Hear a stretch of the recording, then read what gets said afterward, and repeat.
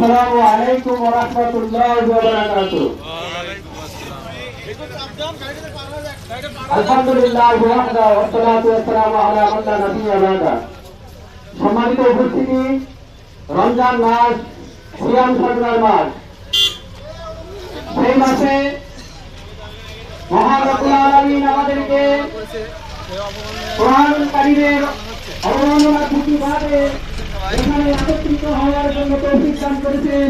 এর জন্য আমরা সকলেই কালিমাতুল শুকর আদায় করি আলহামদুলিল্লাহ। আলহামদুলিল্লাহ। সালাম বিশ্ব মানবতার মুক্তি ছবি যার আমি আদর্শের মধ্যে আছে কালীন সাথী বড়কালীন মুক্তিদিন কোরআনুল কারীম।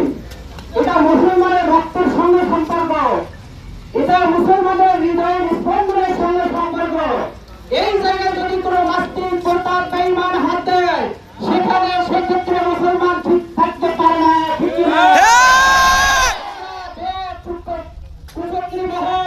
যে নাস্তিক মোরতাদ নাস্তিক বেঈমান কাফের এই কাজ করেছে, তার জন্য আমরা আল্লাহ তাআলার কাছে আযাবের আশা করছি এবং বর্তমান যারা ক্ষমতাসীন দল আছে, সরকার আছে, তাদের কাছে আমরা দাবি জানাচ্ছি তারা যেন এর দৃষ্টান্তমূলক শাস্তির ব্যবস্থা করেন। আপনারা কি বলেন?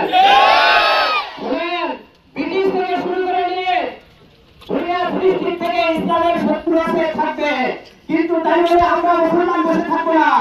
আমরা তাদেরকে দেখি বা না দেখি, চিনি বা না চিনি, তাদের প্রতিবাদ আমরা জানাবো। কি বলেন আপনারা? লাইব্রেরিতে গিয়ে কোরআনুল কারীম পড়ে ফেলাইছে, কিন্তু আল্লাহ তাআলা যুগে যুগে কোরআনে হেফাজত করেছেন। তাই বলে আমরা মুসলমান বসে থাকবো না।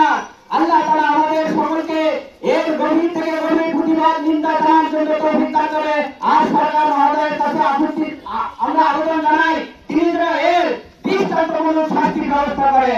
আলহামদুলিল্লাহি রাব্বিল আলামিন। আসসালামু আলাইকুম ওয়া রাহমাতুল্লাহ।